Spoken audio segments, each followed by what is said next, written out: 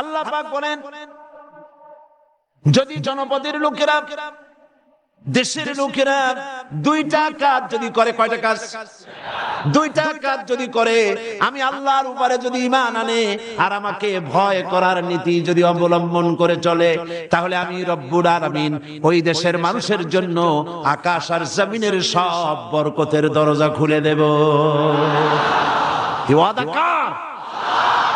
আল্লাহ কি ওয়াদা ভঙ্গ করে? কখনো তিনি কখনো ওয়াদা ভঙ্গ করেন না। সে আল্লাহ পাক, তিনি বলছেন যে আমার রিস্কের মালিক আমি, আমি তোমাদেরকে সুযোগ দিয়েছি, গভর্নমেন্ট তৈরি করো, সরকার বানাও, এবং সরকার বানায়া আমার কোরআন দিয়ে দেশ চালাও। তবে কোরআন দিয়ে যদি দেশ না চালাও, কোরআন শরীফের মধ্যে আল্লাহ অন্যত্র বলেছেন ক্ষমতা দেই, ক্ষমতা দিয়া আমি চুপ বুঝে বসে থাকি না। আল্লাহ কি ঘুমান? বলেন আল্লাহ কি ঘুমান? হযরত মুসা আলাইহিস সালাম একদিন আল্লাহরে বলেন, আল্লাহ তুমি নাকি ঘুমাও না? আল্লাহ পাক বলেন, অবশ্যই ঘুমাই না। তোমার বিশ্বাস হয় না? কয় আল্লাহ অবশ্যই বিশ্বাস হয়, তবে বুঝি না, আমার বুঝি আসে না। তো যখন তুমি বিশ্বাস করো, বুঝে যখন আসে না, তাহলে আমি বুঝাই দেব। বিশ্বাস না করলে তো সর্বনাশ। বিশ্বাস না করলে কি সর্বনাশ। ইব্রাহিম আলাইহিস সালাম আল্লাহরে বলছিলেন, রব্বি আরিনি কাইফা তুহিয়াল মাউতা, হে আল্লাহ তুমি মরারে জিন্দা বানাও কেমনে? আল্লাহ কয় আওয়ালাম তুমিন, বিশ্বাস করো না? হযরত ইব্রাহিম আলাইহিস সালাম বললেন বালা। তিনি নাম বলতে পারতেন, নাম মানে হ্যাঁ, আর বালা মানে দুটো শব্দের অর্থ একরকম না। যদিও ব্যবহারিক পদ্ধতিতে বিভিন্ন জায়গায় দুটো একই অর্থে ব্যবহার হয়, কিন্তু আর্থিক দিক থেকে অর্থাৎ পারিভাষিক দিক থেকে দুটো অর্থে ব্যবহার হয়। হযরত ইব্রাহিম বলতে পারতেন বিশ্বাস করিয়া, না, তিনি নাম বললেন না। আল্লাহ বললেন আওয়ালাম তুমিন, বিশ্বাস করো না? জবাবে আমার জাতির পিতা। কে বললেন? আমার জাতির পিতা। চিল্লায় কোন কে? আমার জাতির পিতার নাম কি? আমার জাতির পিতা বললেন বালা। এর অর্থ কি হয় নট? কেন নয়? অবশ্যই বিশ্বাস করি, ওয়ালাকিন লিয়াতমাইন্না কলবি। কিন্তু আল্লাহ আমি যদি দেখতে পারি তাহলে আমার মনটা একটু ঠান্ডা হয়। শোনা কথা দেখা এর মধ্যে একটু পার্থক্য আছে তো।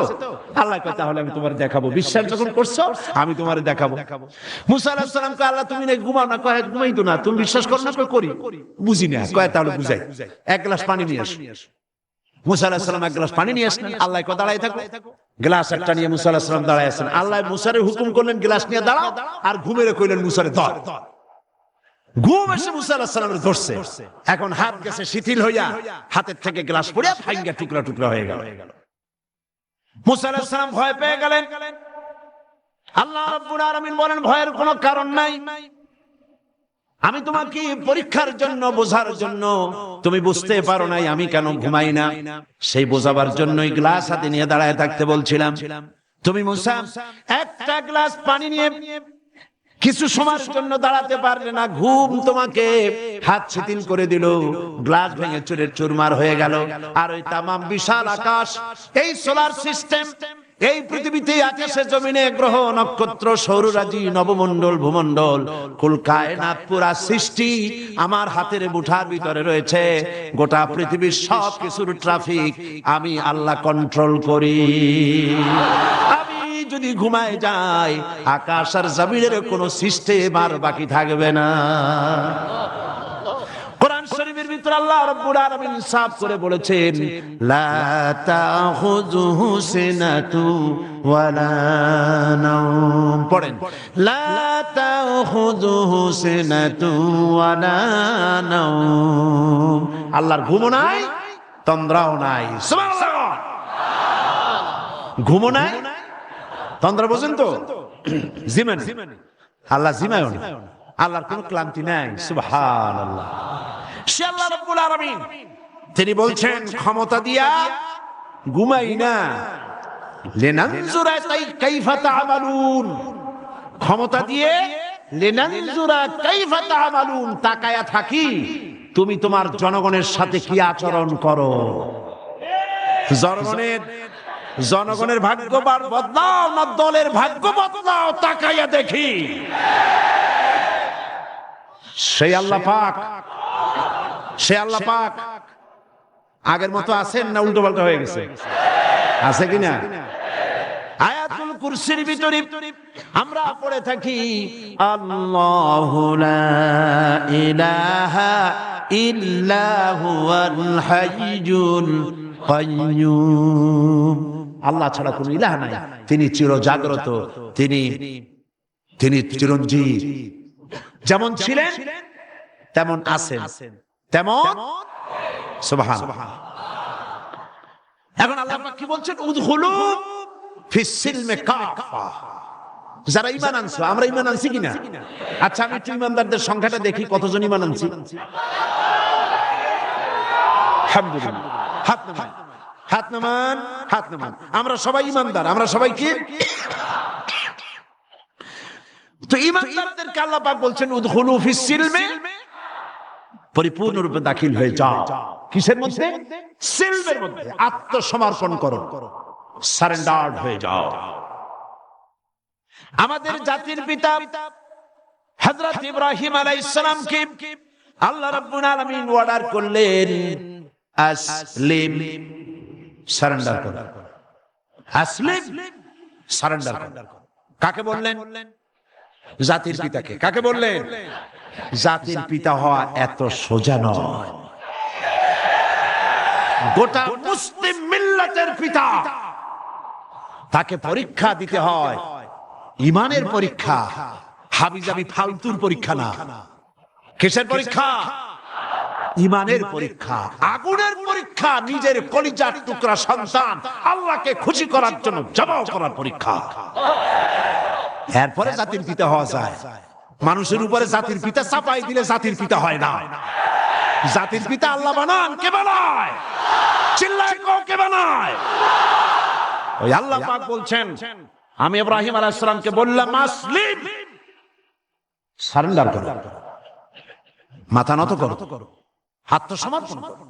আমার জাতির পিতা ইব্রাহিম আলাইহিস সালাম একটা প্রশ্ন তুললেন না যে আল্লাহ কোন কোন ব্যাপারে আমি আত্মসমর্পণ করব, কোন কোন ব্যাপারে আমি সারেন্ডার করব, কোন প্রশ্ন নাই। আমার রব তিনি বলেছেন আসলিম। আমার জাতির পিতা এক সেকেন্ড দেরি না করে সঙ্গে সঙ্গে বলেছেন আসলামতু লিরাব্বিল আলামিন। পড়েন আসলামতু লিরাব্বিল আলামিন।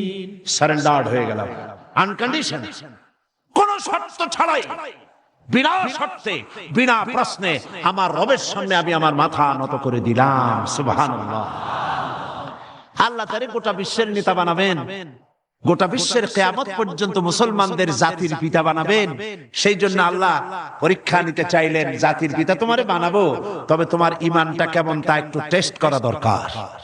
আল্লাহ টেস্ট করলেন, ফালাই দিলেন আগুনের মধ্যে। আগুনের ভিতরে ফালানো হচ্ছে। হযরত জিবরাইল বলছেন ইব্রাহিম আমার কাছে সাহায্য চাও, আমি আগুন থেকে তোমারে বাঁচায় দেব, আমার কাছে সাহায্য চাও। চতুর্দিকে লোকেরা দাঁড়ায় দেখতেছে, আগুনের ভিতরে এখনই পড়ে যাবেন। কোন মানুষ এমন আছে এইভাবে করে আগুনে সহজে পড়তে পারে, যিনি জানেন আমি পুড়ে যাব, ওনার পরিণতি কি হবে, আগুনে পড়বেন কি পড়বেন না তা তো ইব্রাহিম আলাইহিস সালামের জানা ছিল না, ঠিক কিনা? কিন্তু তিনি জিবরাইলের প্রশ্নের জবাব দিলেন, তার প্রস্তাবের জবাব দিলেন। জিবরাইল গো, আমি তোমার কাছে সাহায্য কেন চাইবো? আমি তো এমন কোন অন্ধ আল্লাহর ইবাদত করি না যে আল্লাহ তার বান্দার দুঃখ দুর্দশা নিজের চোখে না দেখেন। আমার আল্লাহ তো অন্ধ নন। তবে আমি আগুনে পুড়ে গেলে, আগুনের ভিতরে আমি পুড়ে ভস্ম হলে আমার রব যদি খুশি হয়ে যান, তাহলে আমি আমার রবকে খুশি করার জন্য 1000 বার পড়তে রাজি আছি। ঝরঝরে পড়ে গেলেন আগুনের ভিতরে। ঈমানে তিনি পাস করলেন, ফার্স্ট ক্লাস, ফার্স্ট হয়ে গেলেন ঈমানের পরীক্ষায়। আমার আল্লাহ রাব্বুল আলামিন ইব্রাহিম দড়ি ছিঁড়ে আগুনের ভিতরে পড়ার আগে রব্বুল আলামিন আগুনের প্রতি নোটিশ করে দিলেন, ইয়া নারু কুনি বারদাও ওয়া সালামান আলা ইব্রাহিম। আগুন আমার ইব্রাহিমের জন্য শান্তিদায়ক ঠান্ডা হয়। সুবহানাল্লাহ। শান্তিদায়ক ঠান্ডা হয়। এমন ঠান্ডা হইলো আগুন তো জ্বলতেছে, কিন্তু ইব্রাহিমের পছন্দ দূরের কথা, গায়ের জামাও পরে নাই। সুবহানাল্লাহ। এ হলো জাতির পিতা, ইমানের পরীক্ষা। তিনি বলেছেন আসলামতু লিরাব্বিল আলামিন, আমি আমার প্রভুর সামনে মাথা নত করে দিলাম। আল্লাহ আবার পরীক্ষা করলেন, এক পরীক্ষা হলো না, পৃথিবীবাসীর সামনে তোমাকে দেখাতে হবে যে তুমি সত্যি জাতির পিতা হওয়ার যোগ্য। সুবহানাল্লাহ। সবে মাত্র 80 বছর বয়সের সময় ছেলে হয়েছে হযরত ইসমাঈল। আল্লাহ রাব্বুল আলামিন অর্ডার করলেন, চলে যাও এই নবজাতক সন্তান আর তার মাকে নিয়ে মরুভূমির ভিতরে রেখে আসো। কি কত বড় মারাত্মক অর্ডার! সারা জীবনের শেষ প্রান্তে এসে একটি মাত্র কলিজার টুকরা সন্তান পেয়েছেন, বউ আর বাচ্চা সুদ্ধা ফেলে আসতে হবে মরুভূমির মধ্যে। আশ্চর্য কথা। কোন প্রশ্ন করেন নাই যে আল্লাহ নিষ্ঠুর ওয়াদাটা, এই অর্ডারটা আমারে কেন তুমি করলা? আমার উপরে এত বড় কঠিন পরীক্ষা, এ তো আগুনের পরীক্ষার চাইতে আরো মারাত্মক। আমি আমার বাচ্চাকে কেমনি মরুভূমিতে বানায় রেখে আসবো? কোন প্রশ্ন করেন নাই। এখন আল্লাহর ঘর যেখানে মক্কা শরীফে, আল্লাহর ঘরটা যেখানে দাঁড়িয়ে আছে, এইখানে হযরত ইব্রাহিম আলাইহিস সালাম তার ছেলেকে আর স্ত্রীকে রেখে এলেন। হযরত হাজরা বলেন, ইব্রাহিম আমাকে যেখানে রেখে যেতেছ এর কারণটা কি? আমি কি অপরাধ করেছি কোন কারণে আমার নবজাতক সন্তান শুদ্ধ এখানে তুমি রেখে যেতেছ? কোন জবাব নাই। আবার জিজ্ঞেস করলেন, কেন রেখে যেতেছ? কোন জবাব নাই। তৃতীয়বারে হযরত হাজরা বুঝতে পারলেন তার স্বামী আল্লাহর পয়গম্বর, আল্লাহর নির্দেশ ছাড়া কোনো কাজ তিনি করবেন না। তিনি প্রশ্ন করলেন, ইব্রাহিম এটা কি আল্লাহর হুকুম নাকি? হযরত ইব্রাহিম বললেন, হাজরা গো, আল্লাহ পাকের হুকুমেই আমি তোমাকে রেখে গেলাম। আকাশের দিকে আঙ্গুলটা উঁচু করলেন, আবেগে ভারাক্রান্ত হয়ে গেলেন হযরত ইব্রাহিম আলাইহিস সালাম। হযরত হাজরা বললেন, ইব্রাহিম কোনো চিন্তা নাই, আল্লাহ পাক যখন হুকুম করেছেন নিশ্চিন্ত মনে তুমি বাড়ি ফিরে যাও। আমি আমার আল্লাহর উপরে এতটা নির্ভরশীল, এই মরুভূমি যেখানে পানি নাই, খাবার নাই, গাছ নাই, পালা নাই, ঘর নাই, মানুষ নাই, জন নাই, আমি আমার আল্লাহকে এতটা বিশ্বাস করি, এই মরুভূমির ভিতরে, তৃণহীন পানিহীন মরুভূমির ভিতরে আল্লাহ রাব্বুল আলামিন আমাকে আর আমার ইসমাইলকে না খাওয়াইয়া মারবেন না। পরীক্ষা কাহাকে বলে? হযরত ইব্রাহিম আলাইহিস সালাম চলে গেলেন। একবার ফিরেও তাকান না। সুবহানাল্লাহ কইতে পারলেন না। এখানে পরীক্ষা শেষ হলো না। ছেলে একটু বড় হয়েছে, দৌড়াতে পারে, জ্ঞান বুদ্ধি কিছুটা হয়েছে। আল্লাহ পাক অর্ডার করলেন, যাও এইবার ছেলেকে জবাহ করো। এই পরীক্ষা আগুনের পরীক্ষার চাইতে সহজ নাকি? সুবহানাল্লাহ, সুবহানাল্লাহ। জাতির পিতা হযরত ইব্রাহিম আলাইহিস সালাম একবারের জন্য বলেন নাই, রব্বুল আলামিন এত বড় কঠিন হুকুম আমি কিভাবে পালন করব? তুমি আমার প্রতি দয়া করো, আমাকে শক্তি দাও, সাহস দাও। কিচ্ছু বলেন নাই। হুকুম হয়েছে, চলে গিয়েছেন। ছেলেকে কাছে ডেকে বললেন, ইন্নী আরা ফিল মানাম আন্নী আযবাহু ফানজুর মাযা তারা। ইয়া বুনাইয়া, হে আমার কলিজার টুকরা সন্তান, আমি স্বপ্নে দেখেছি আমি যেন তোমাকে জবাব দিচ্ছি।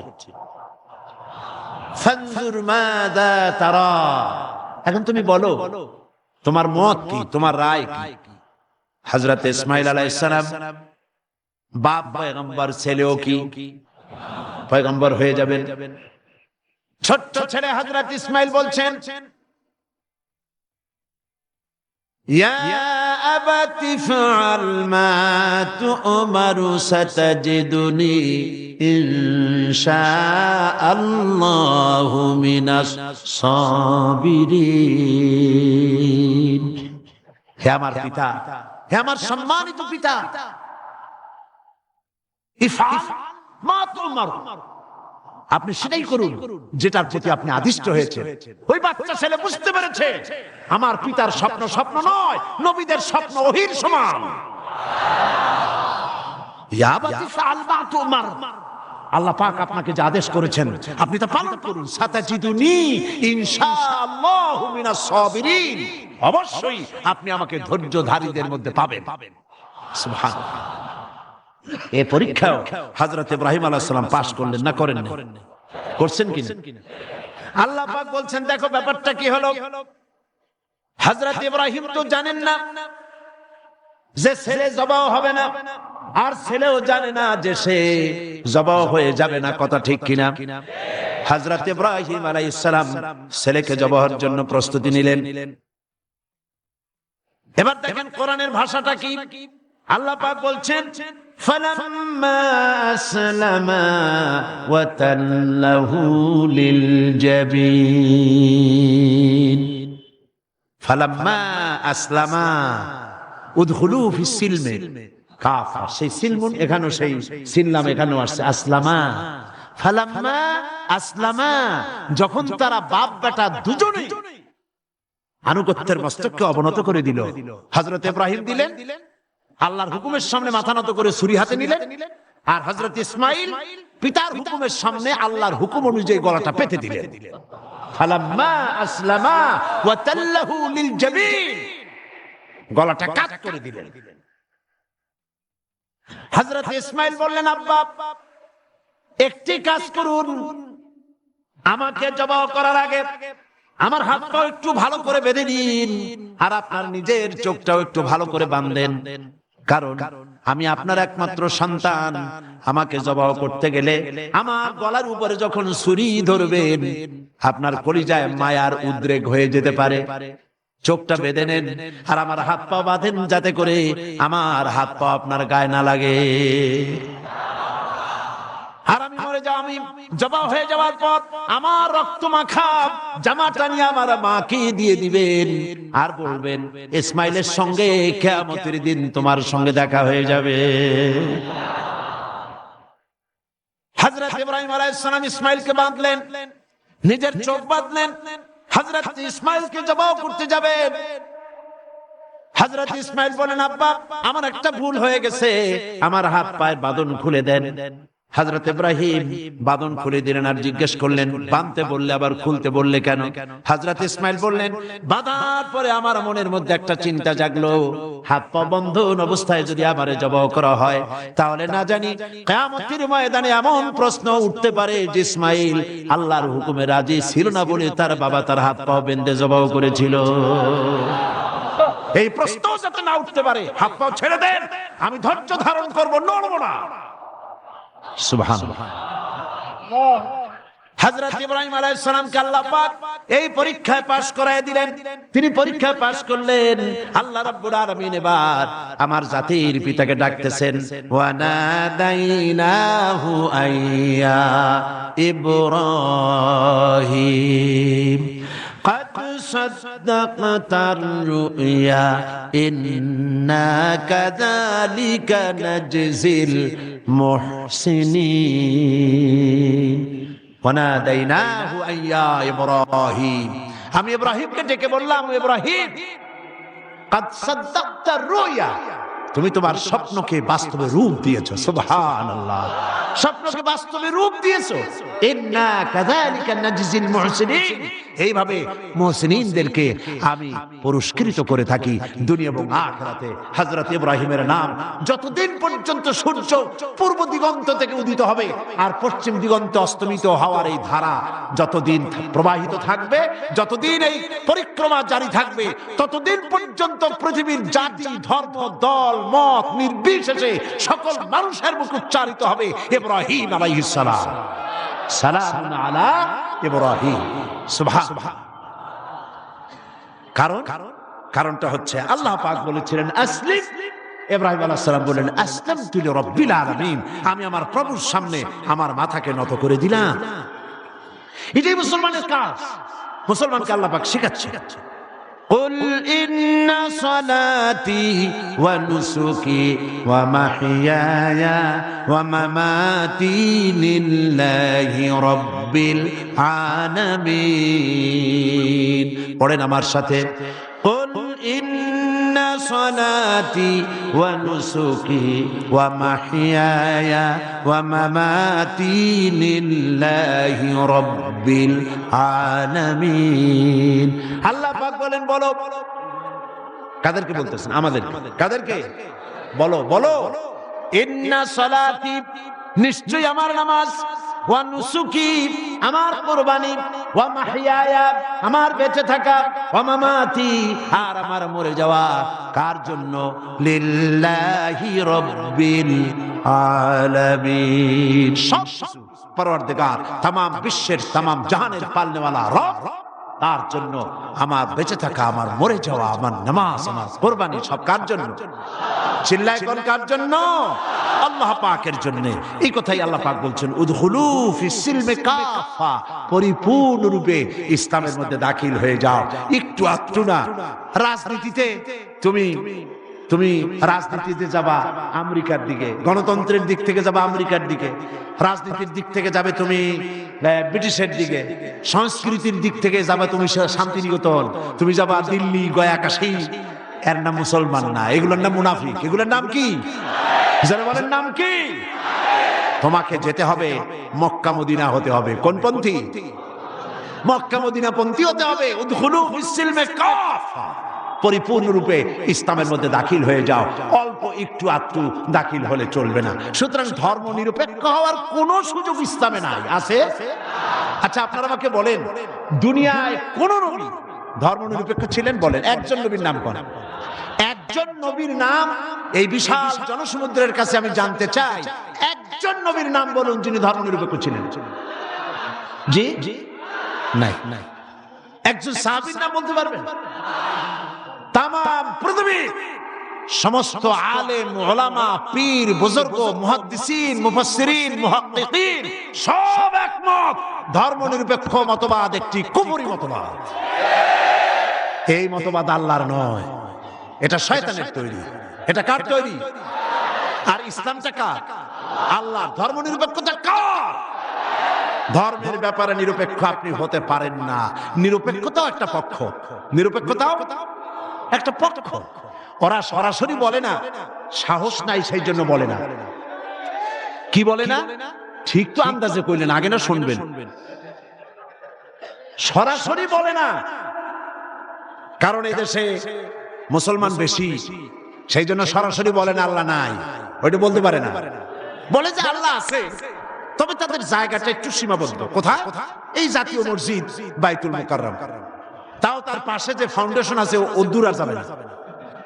বাইতুল মুকাররম মসজিদ, অন্যান্য মসজিদগুলি, মসজিদ, খানকা, মাদ্রাসা, এতিমখানা, এর মধ্যে আল্লাহ এবং রাসূলকে রাখা হয়েছে। আর বাকি আমার জীবনের বিস্তীর্ণ অঙ্গনে অর্থনীতি, সমাজনীতি, রাজনীতি, স্বরাষ্ট্রনীতি, পররাষ্ট্রনীতি, আমার সেক্রেটারিয়েট, আমার ক্যান্টনমেন্ট, আমার পার্লামেন্ট, এসব জায়গাগুলি আল্লাহর উপরে 144 করা হয়েছে। রাসূলের প্রতি 144 চালু করা হয়েছে। এখানে 144 ধারা, আল্লাহও ঢুকতে পারবে না, রাসূলও ঢুকতে পারবে না। আল্লাহ রাসূলকে দুইটা ভাগ করা হয়েছে। আমার নামাজ, রোজা, হজ, যাকাত আল্লাহর কথা মতো, আর আমার অর্থনীতি, সমাজনীতি, রাজনীতি এগুলি হবে আমার নিজের চিন্তা মতো। এই চিন্তা যারা করেন তারা মুসলমান নন, মুসলমান নন, মুসলমান নন, অবশ্যই মুনাফিক। অবশ্যই কি? এবার দেখেন আল্লাহ কি বলেন। আমরা তো আন্দাজে কথা বলি না। আমরা কি আন্দাজে কথা বলি? আমাদের দলিল কি? জোরে কোন না, দলিল কি? আমার নবী বলেছেন, মান ক্বালা বিহি সাদাকা, আমার কোরআন, আমার আল্লাহর কোরআন দিয়া যারা কথা বলে, মান ক্বালা বিহি সাদাকা, কোরআন দিয়ে যারা কথা বলে তারাই সত্য কথা বলে। কারণ কোরআন হলো আল্লাহর কিতাব। ওয়ামান আসদাকু মিনাল্লাহি কিলা, আল্লাহর চাইতে সত্যবাদী আর কে হতে পারে? আল্লাহ পাক বলছেন, আফাতুমিনুনা বিবাদিল কিতাবি ওয়া তাকফুরুনা বিবাদ, তোমরা আল্লাহ পাকের কিছু কথাকে মানবে আর কিছুকে করবে অস্বীকার। এটাই তো ধর্মনিরপেক্ষতাবাদীদের কাজ, ঠিক কিনা? তারা নামাজ, রোজা, হজ, যাকাত করে কার কথা মতো? বলেন না, কার কথা মতো? কিন্তু অর্থনীতি, সমাজনীতি, রাজনীতি এগুলি আল্লাহর কথা মতো করে না। বরং এই কথাগুলি যদি কেউ বলে যে ধর্ম, রাজনীতি, অর্থনীতি, সমাজনীতি, ইলেকশন, ভোট, নির্বাচন, স্লোগান, সমাবেশ সব হতে হবে আল্লাহর কোরআন অনুযায়ী, তাহলে ওরা বলে এরা হচ্ছে মৌলবাদী, এরা হচ্ছে মৌলবাদী। আর এই কথাগুলি প্রচার করার জন্য তাদের পত্রিকার অভাব নাই, আছে। আজকে আমার সামনে এই মাহফিলে হাজার হাজার লোক আছে, কিন্তু টেলিভিশনের সামনে আছে কোটি কোটি মানুষ, ঠিক কিনা? পত্রিকা, 2-4টা পত্রিকা আছে বাংলাদেশে যেগুলি আল্লাহর কথা, ইসলামের কথা মহব্বতের সাথে জীবনের বিনিময়, জীবনের ঝুঁকি নিয়ে পত্রিকায় তারা প্রকাশ করে, ঠিক কিনা? বাকি শত শত পত্রিকা ঝড়ের গতিতে, টর্নেডোর গতিতে ইসলামের সাথে বিরোধিতা করছে কি না, করছে না, করছে কি না, করছে। এবং এরাই ধর্ম নিরপেক্ষতাকে বাঁচায় রাখার জন্য এক শ্রেণীর বুদ্ধিজীবী কবি সাহিত্যিক তৈরি করেছে এবং পত্রিকাগুলি এদেরকে বাঁচায় রাখে, আর ইসলামের সাথে করে চরম কি বিরোধিতা। দেখেন, এইখানে আমি আসার সাথে সাথে একটা প্রশ্ন আমার কাছে আসলো, একটা প্রশ্ন আসলো। প্রশ্নটা হচ্ছে, সে লোক বলেছে যে ওয়াজ মাহফিলের আমাদের সমাজে এক শ্রেণীর লোক আছে যারা এই বলে জনগণকে বিভ্রান্ত করছে যে সাইদি সাহেব এবং অন্যান্য বিখ্যাত আলেমগণ ওয়াজ মাহফিলের মাধ্যমে প্রচুর অর্থ উপার্জন করছে। এই সকল লোকদের প্রশ্ন হলো, আলেমগণ নবী ওনার নাজিলকৃত কোরআনের আলোচনার বিনিময়ে কোনো অর্থ উপার্জন করছেন কেন? এই প্রশ্নটির সৃষ্টি হয়েছে কদিন আগে একটি পত্রিকা, ভারতের টাকায় পরিচালিত, আমি নাম বলবো না। সেই আমি তখন কুমিল্লা মাহফিল করতেছি, তারা লিখেছে 3 রাত্র তিনি সেখানে বক্তৃতা করবেন, সন্ধ্যা থেকে ফজর পর্যন্ত ওয়াজ ফরমাইবেন। আমি তো জীবনেও সন্ধ্যা থেকে ফজর পর্যন্ত ওয়াজ ফরমাই নেই কোথাও।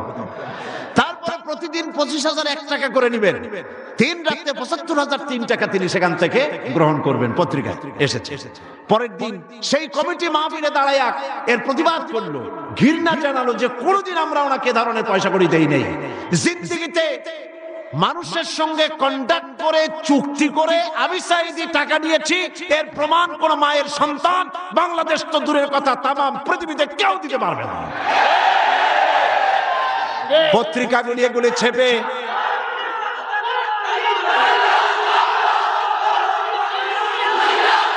একটাই নমুনা দেখুন, একটা দৃষ্টান্ত শোনাই। আমার একটা নির্বাচনী মামলা চলতেছিল, জানেন কিনা আপনারা?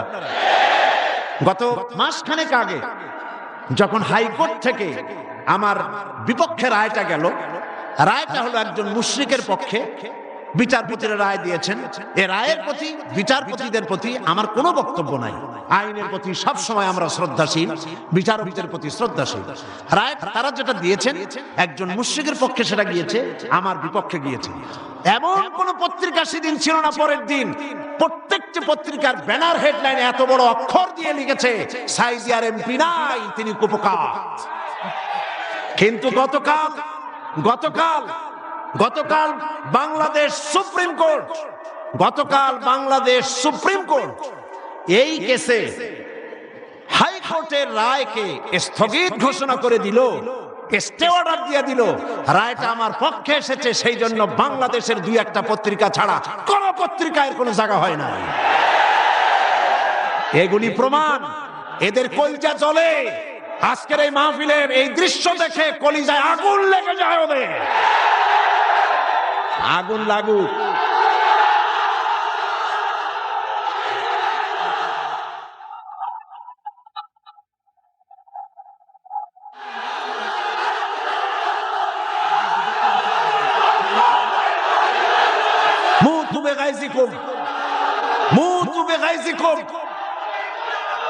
এরা চলতে থাকবে, আর আমার আল্লাহর ফরমান শুনুন। কার ফরমান?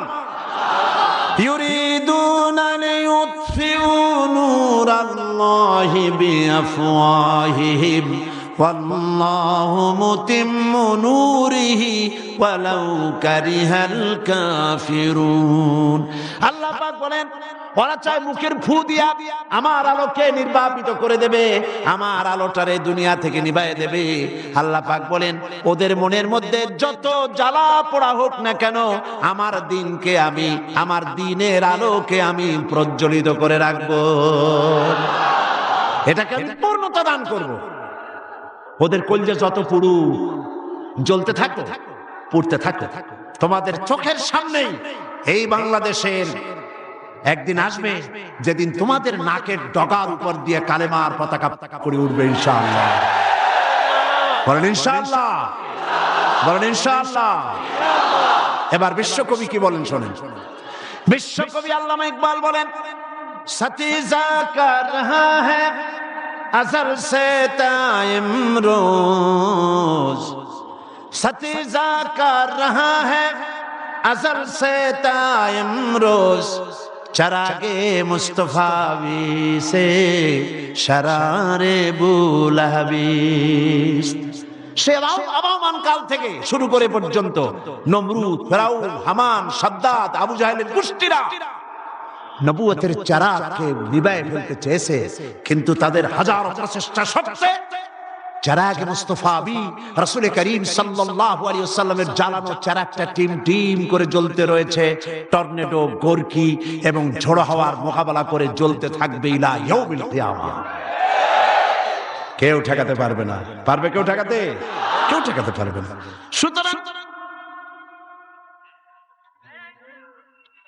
কোরআন শরীফের কিছু কথা মানবেন আর কিছু কথা মানবেন না, এটার নাম হচ্ছে মুনাফিকি। এটার নাম মুনাফিক। জীবনের সকল ক্ষেত্রে মানতে হবে কার কথা? আল্লাহর কথা। ধর্ম নিরপেক্ষতার অর্থই হলো ধর্মহীনতা। এই ধর্ম নিরপেক্ষতায় যারা বিশ্বাসী তারাই 1972 সনে বাংলাদেশের সব ইউনিভার্সিটির মনোগ্রাম থেকে ইকরা বিসমি রাব্বিকাল্লাযী খালাক রাব্বি জিদনি ইলমা কোরআনের আয়াতকে তারা তুলে ফেলেছিল। যারা এই ধর্ম নিরপেক্ষতায় বিশ্বাসী তারাই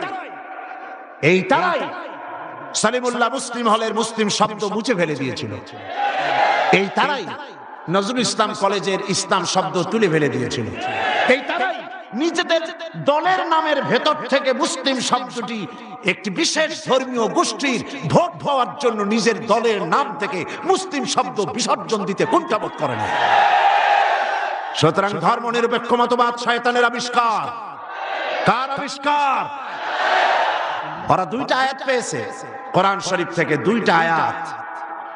ওরা বলে ধর্ম নিরপেক্ষতাবাদের কথা তো কোরআন শরীফই আছে আর বুখারী শরীফও আছে। কোথায় আছে? কয় যে বুখারী শরীফে আছে লাকুম দীনুকুম ওয়ালিয়া দীন। নাউযুবিল্লাহ। আল্লাহর কোরআনের আয়াত নিয়ে ঢুকাইছে কিসের মধ্যে? বুখারীর মধ্যে। লাকুম দীনুকুম ওয়ালিয়া দীন মানে কি?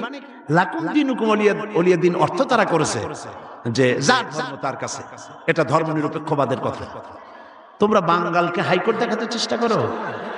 কোরআন পড়তে জানো? লাকুম দীনুকুম বানান করে কেমনে তা জানো? এটা নাজিল হয়েছে কোন প্রেক্ষাপটে তা কি জানো? সুতরাং যা জানো না সে বিষয়ে কথা বলতে এসো না।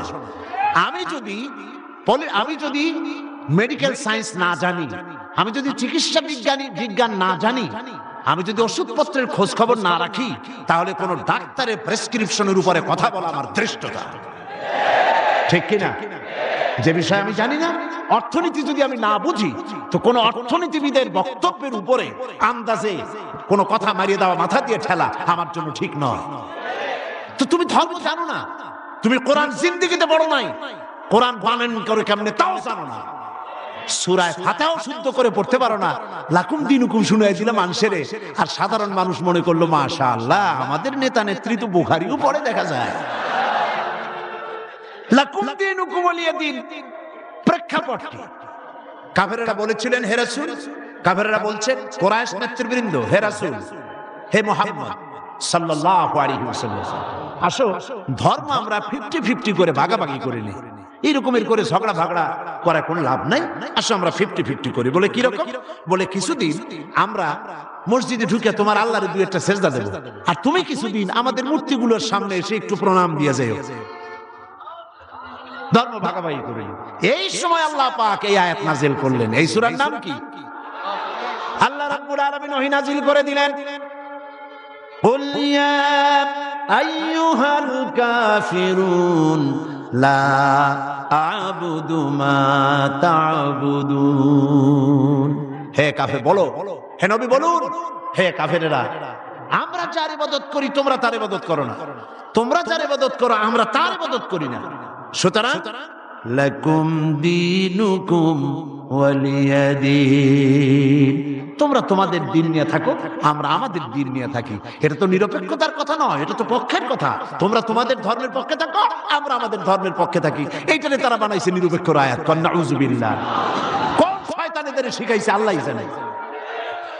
এরপরে আরেকটা আয়াত তারা বেছে নিয়েছে, সেটা হচ্ছে লা ইকরাহা ফিদ্দিন। ধর্মের মধ্যে বাড়াবাড়ি নাই। নামাজও পড়ে না জীবনে, ওদের সে লোকই বক্তৃতা করে কোরআনের আয়াত দিয়া। লা ইকরাহা ফিদ্দিন, সুবিধাবাদ জিন্দাবাদ। লা ইকরাহা ফিদ্দিন মানে কি? ধর্মের ব্যাপারে বাড়াবাড়ি নাই। সেটা কি? সেটার অর্থ হচ্ছে প্রলোভন দিয়ে, ভয় দিয়ে, অথবা পয়সা কড়ি দিয়ে, অথবা চাপ সৃষ্টি করে কোন ক্রমে অন্য কোন ধর্মের লোককে মুসলমান বানানো যাবে না। এ ব্যাপারে বাড়াবাড়ি করা যাবে না। এটাই হচ্ছে আয়াতের মূল বক্তব্য। লা ইকরাহা ফিদ্দিন, ধর্মের ব্যাপারে বাড়াবাড়ি করা যাবে না, সুতরাং তুমি নামাজ পড়ো, রোজা করো, এটারে আর অর্থনীতি সমাজনীতিতে আইনো না। এটা হলো তাদের বক্তব্য। নাউযুবিল্লাহি মিন যালিক। আপনারা আমাকে বলেন, রাসূল করিম সাল্লাল্লাহু আলাইহি ওয়াসাল্লাম তিনি কি রাষ্ট্রপ্রধান ছিলেন না? আমি বুঝি না মানুষের মাথার মধ্যে এই চিন্তাগুলি কেন আসে না। রাসূল সাল্লাল্লাহু আলাইহি ওয়াসাল্লাম একটা রাষ্ট্র পরিচালনা করেছিলেন। তিনি কি রাজনীতি ছাড়াই রাষ্ট্র পরিচালনা করছিলেন? বলেন আপনারা। তিনি যে রাষ্ট্রের